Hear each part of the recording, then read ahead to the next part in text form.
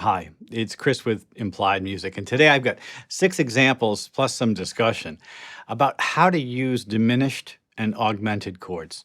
Diminished chords, all minor thirds. Augmented chords, all major thirds. They're symmetrical constructions and they're unusual in harmony. They take sort of special techniques to make them work, but if you can make them work, they add harmonic color to your chord progressions and can function as pivot and passing chords in really interesting ways. It's a powerful technique. I've got 6 examples, so let's take a look at them.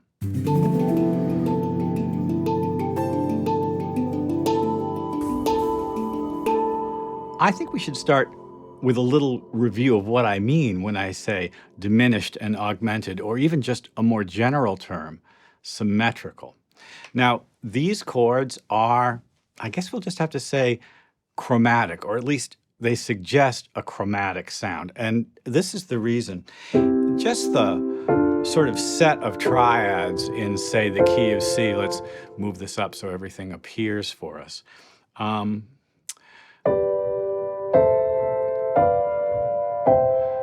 Gives us a set of triads that are major, like the C triad, F or G, minor, like the D minor triad here, the E minor triad, the A minor triad. And there's one diminished triad in the regular major scale set, and it really is only a 3-note system.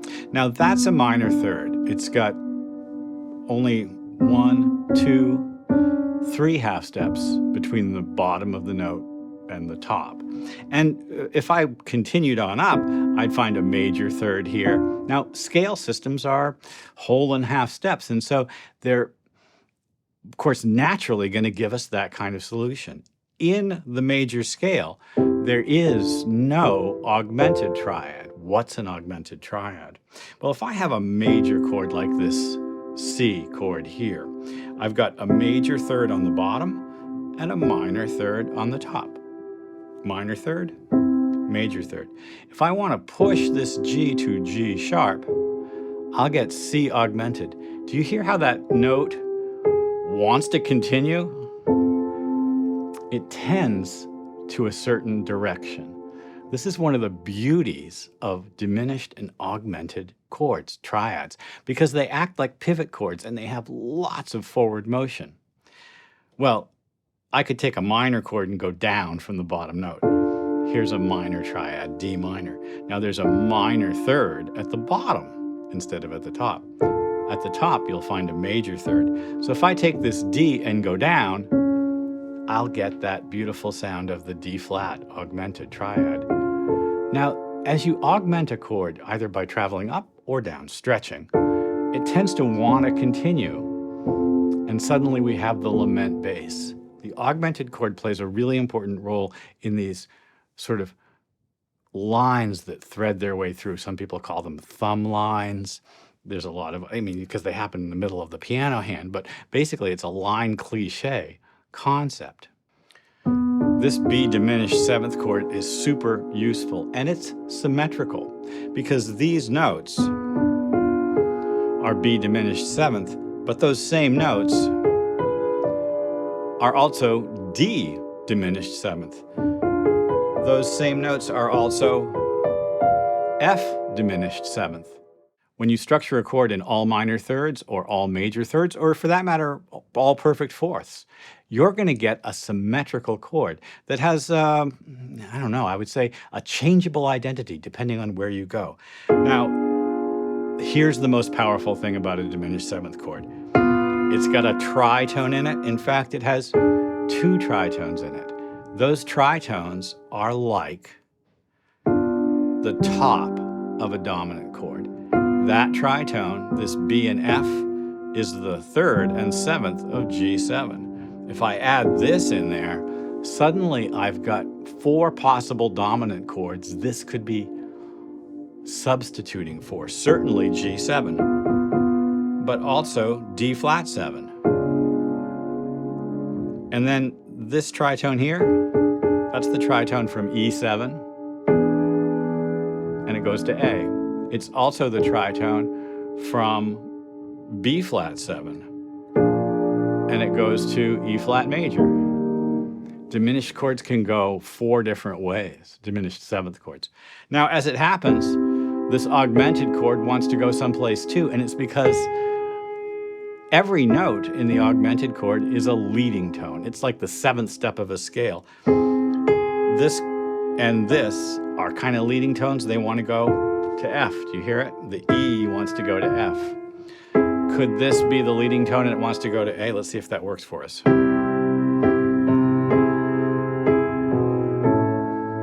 Yes, very cinematic sound. Could this C be a leading tone wanting to go to D flat? Let's see if it works for us.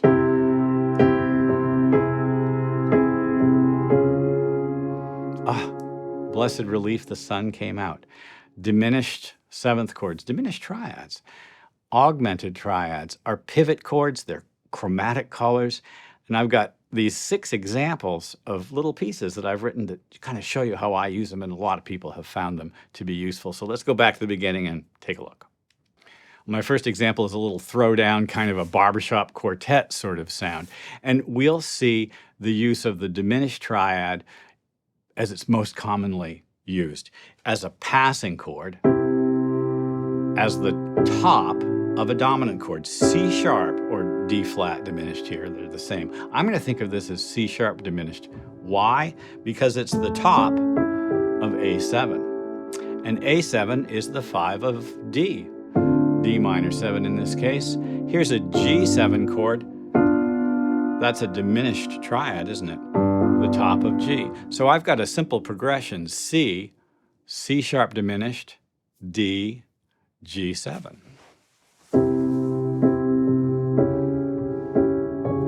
And it's got 2 diminished triads in it, but they're actually dominant chords. Billy Joel. Tons of songs from the 80s. There's an augmented chord, right?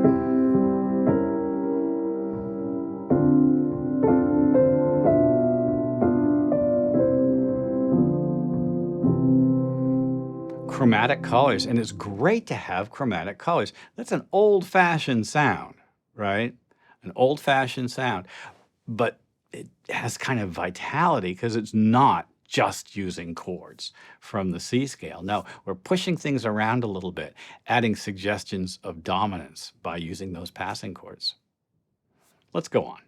I'm trying to be fair, so I'm going to alternate a little bit. My next example is about augmented chords, and here we're going to see that trick where we augment the top note from a major, from D major. We're going to go up to D augmented and see where it takes us. So here's our D arpeggio, and then D augmented over the F sharp to make it push to G even more strongly, and then A7 but over the G.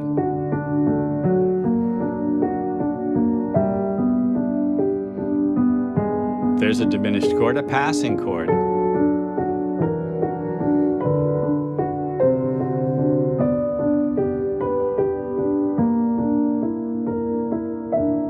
It's kind of a classical sound, isn't it? That beautiful A augmented sound there at the end. This chord here. So we're going to do a D chord with A in the bass. And then A7 augmented, the F. So chromatic and so colorful.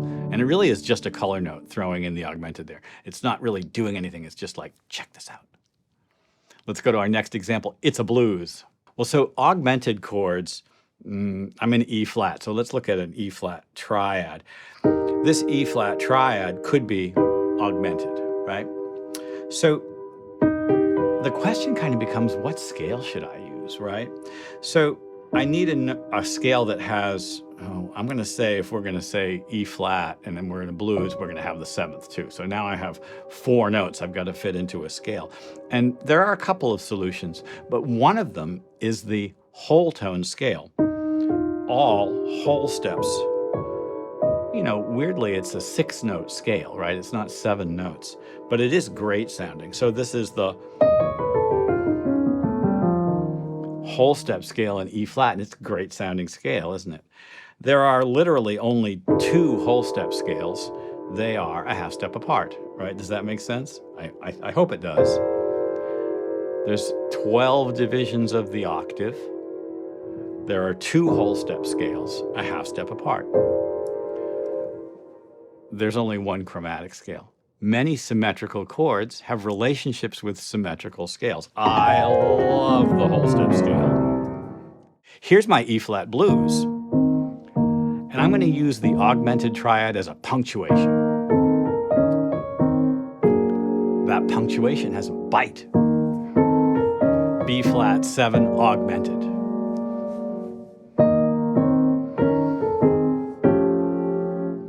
And then let's just move it around chromatically because we can. Imagine how cool that would sound in horns, right?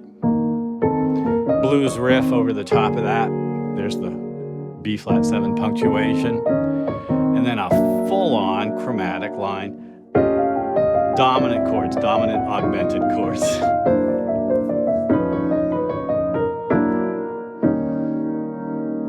Here I'm just using them as color chords, but they're also functioning as dominants. And of course, in the blues or in jazz, dominant chords, very important.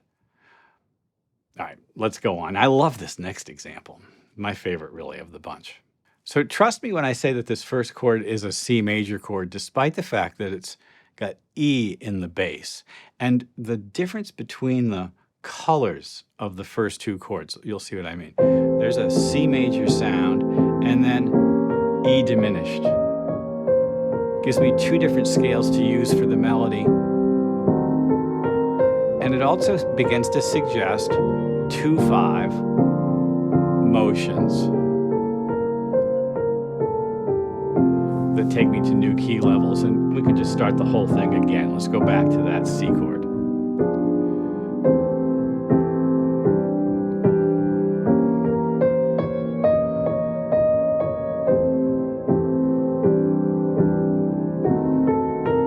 I think this piece is really all about the voicings, but the diminished chords give me that color that I'm looking for and suggest new scales.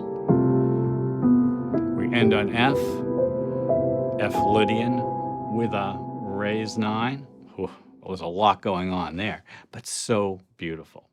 Now, that took me a little bit of doing to figure out how that worked out, and I have to say, I used music theory. Well, if you're interested in that kind of thing, and we're building a community here of composers and songwriters, producers who really do have an engaged interest in this, in bringing this kind of sound into their own music, please like and subscribe the video and subscribe to the channel, right? This is what I'm really saying. Music theory is for everyone. I hope this channel is music theory for everyone. Well, I've got 2 more examples, so let's keep going. This next example is a really useful one. Now, here's a scale. And here's a C chord based from that scale. Now, if I made a melody that just goes up the scale, some of those notes would be in the scale, I mean, sort of in the chord, and some of them wouldn't be. D is not in the triad. E is in the triad. F isn't, right? So there's an idea, and Barry Harris teaches it, but it's present in Chopin's music, and we hear it in Scott Joplin, and I learned it from George Shearing, the British jazz pianist. This idea is kind of a simple one. I can alternate from say the C6 chord to a diminished chord for all the notes that aren't in C6. You see what I'm doing? If a melodic tone is in the C6 chord, I harmonize it with the C6 chord. If it isn't, then I harmonize it with a diminished 7th. And it's a really powerful sound, right? It's just a kind of a classic. And here I'm going to use the bebop scale the way Barry Harris does. And continuing. Now you can do that with any chord. If it's in the C7 chord, you play a C7 chord, and if it's not, you play a diminished chord. You literally can do it with any chord. Here my example, shows it in F. Same deal. If it's in the F chord, I'll use F6. If it's not, I'll use G diminished. And I do that all the way up. Actually, I guess when I get to the B, I use B diminished. And then on the way down, I'll use a C7 chord. If it's in C7, I'll use C7, and if it's not, I'll use D diminished. This works great if you like revoice it by, say, grabbing the top note and dropping it down an octave. Voices beautifully to saxophones, horns, strings. Very powerful sound. Let's go on to our last example.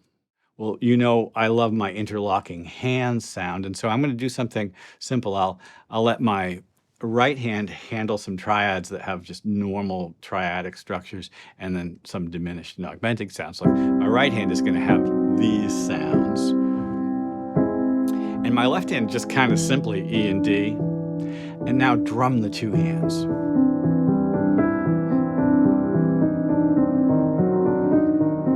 And that shift of color sounds like a shift of harmony, doesn't it?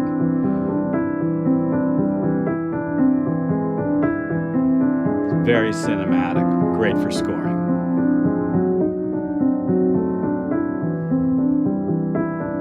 Also sort of strangely tranquil.